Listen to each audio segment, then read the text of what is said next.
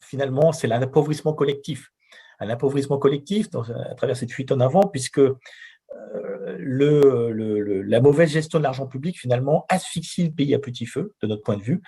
C'est-à-dire qu'à la fois le pouvoir d'achat des Français, puisque pour garantir 2 500 euros net à un salarié dans le secteur privé, il faut que l'entreprise décaisse 5 000 euros. Alors si, comme dans les pays du nord de l'Europe, en face à cela, vous avez des services non marchands de qualité, donc des services publics par définition gratuits de qualité,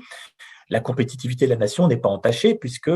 vous êtes, je dirais, ce que vous perdez d'un côté, vous le rattrapez de l'autre avec, je répète, des services publics de qualité dans le domaine de l'éducation, des transports, de la santé,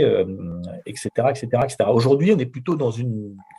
spirale négative puisque la mauvaise gestion de l'argent public entraîne donc une surfiscalisation des ménages et donc un manque de pouvoir d'achat, surfiscalisation des entreprises, notamment des PME qui ne peuvent pas optimiser comme les grands groupes et qui rassemblent 70%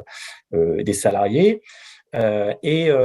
tout ça avec des services publics qui, en face, décrochent puisqu'on est dans la deuxième partie des classements de l'OCDE, souvent, hélas, et de l'Union européenne. Et donc, ce qu'on risque finalement, de notre point de vue, c'est une espèce de mai juin 40 économique et social, c'est-à-dire une espèce d'effondrement avec une remise en cause du système et de la confiance dans l'État à partir du moment où l'épargne des Français serait touchée. Donc, évidemment,